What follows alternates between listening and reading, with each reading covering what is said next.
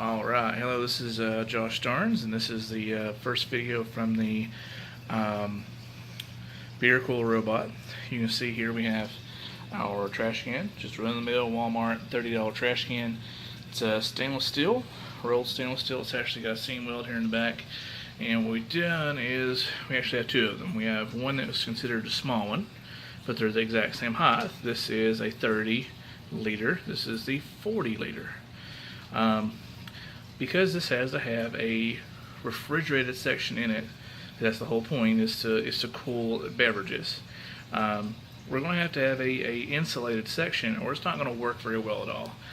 It's really just going to overwork the equipment and not get to the temperature that we would like. Because ideally, we would like this to be able to work outside, and that's what it's going to be designed to do. Inside, it should work like a champ, like no problem, in a 70 to 75 degree temperature. Now, what we're doing is we're modeling this after the industrial, restaurant type coolers. And what they do is they have a outside steel structure. Okay, usually it's powder coated white. And then you have an insulated layer. Usually that is about an inch or so thick. This here should be roughly an inch is what we're looking at. And then an inside stainless steel with no powder coating on it usually. That way it's easy to clean. You can use pretty much any kind of abrasive cleaner on it and get it cleaned off. So we're going really the professional construction route with this. We're going to use basically residential great stuff type foam. And this one is the low expansion. It's made to fill gaps up to 1 inch. Now the other one is gaps larger than 1 inch, and I will tell you that if you use that, it starts out at about 2 inches, but it will continue to expand. So if you was to fill this up for, for example, to about here, it would literally just spew over because it expands that much over the initial amount that you squirt in. So you don't want that. You want to be a little bit more controlled. It's going to be the same difference as far as the amount that you're putting in. It is 12 ounces, 340 grams of material, regardless of whether or not you get the high expanding foam or the low expanding foam. It's going to be the same amount. It's just the difference is how rapidly it is going to expand based off how much you squirt out. Okay, that's really the difference. It's the same exact material. Now, if you want it to harden faster, you can spray it with some water. Don't get a lot of water on it because it will, it will harden too fast. It'll harden on the outside, but not on the inside. It'll seal itself against the outside environment, and then it just won't cure right. So don't put too much on it. Just a spritz, literally, a mist is all you need. Just 1 or 2 squirts. Do not just get it wet. So I'm gonna go ahead and start, shaking this up. I've been shaking it earlier, and pardon the camera shaking, but you can tell I'm really doing this. It says you need to shake this vigorously for 30 seconds. Any kind of foam sealant that's in a can, it is going to end up sealing itself after you use it. So, because what happens is that it stays porous for about 8 hours until the outside will skin over, and then air can't pass through anymore. So, basically, what happens is since 8 hours, air can pass through, it will hold the valve open on this, and it fills up this whole tube. And even if you take this tube off, the white part here and the little valve in the bottom will still have it in it, and it'll end up hardening because it's already been exposed to air. Once it's exposed, you really can't stop the curing process on it. The only thing that really slows it down is humidity. It is raining outside today. It says it takes about 8 hours to cure. Usually those things are a lie. I've seen it happen a lot quicker than that.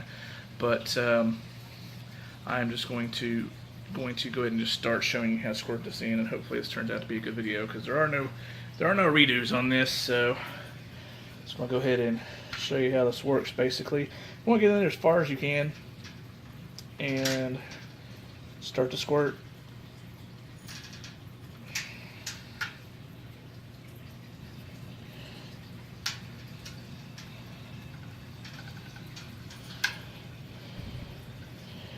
I'll do something right.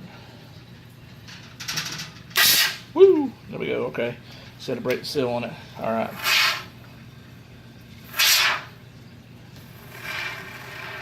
So what we want to do is just kind of let it fall in there.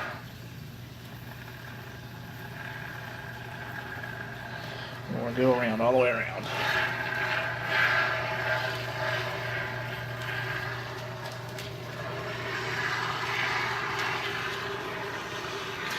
Now, yes, it will fall. It will kind of run to the bottom.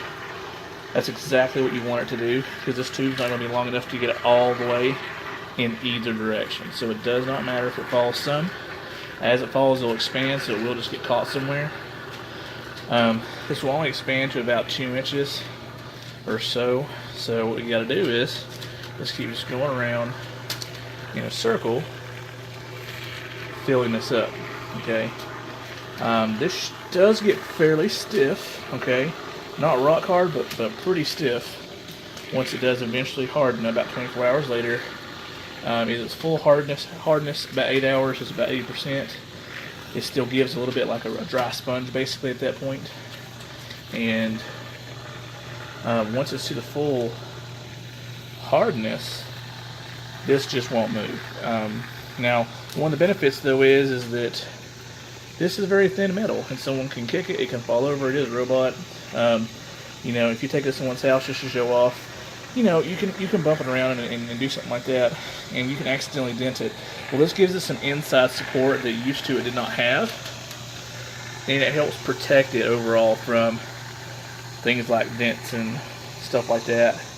Not to say you can't get them, it's just you won't get those pressure dents that you get usually in a trash can situation. You can even go to the store and get some of these right off the shelf where someone just picked it up and pressed on it too hard and ended up having like a pressure dent. So that's a normal thing. Again, like I said before, you want to try to get this all in one run. Okay, you want to get this to about 1 inch from the top, because it will continue to expand, and you got to be prepared to use a knife of some kind, which will get sticky, by the way. Use something you want to throw away. I got old steak knives, I don't care, okay? My favorite tool ever. And it will continue to expand over this rim, probably. And you can just literally saw it right off while it's still soft, and it won't be a problem for you. Okay, so I filled that ring to the top. I can tell that this can is probably the most of the way gone here. There's probably just a little bit left, and basically we literally can't expect to have much anything else from this can. I've got 2 cans, so what happens is once this is cured for just a little while, I'm going to flip it over and do the exact same thing from the opposite side. I'm going to try to get as deep as I can, because from about here down, the inside layer is actually going to be cut, because it will be beyond where I'm going to insulate it from, and there's going to be vents right here, so it would be basically like a heat sink letting out the cold at the bottom, and that wouldn't be good. So I got to cut the inside liner to about right here, and I'm going to use 1 inch thick styrofoam and use some silicone sealant and actually adhere it to the bottom when I make the bottom later. Okay, I'm going to use a microband poly sheet for the bottom. It's actually food safe, food grade is what it's for. And by the way, you can already see here this starting to foam up. Perfectly normal for that to happen. It's actually exactly what you want to have happen, because once it starts to foam up like that, it's also pushing down, and it's probably somewhere around here, I bet, because when I was spraying it stopped about right here. So it's probably somewhere around right here, and it needs to be down here, so we're going to have to flip it and fill the other side. I'm going to stop this video. It's going to be the first video for this particular robot, but this gives you an idea of how this works and how you do the installation for it. Alright, this was Josh Starnes Labs. You can visit my website, joshstarneslabs.com. You can also see some of the work on easyrobot.com too as well. Thank you, and have a great day.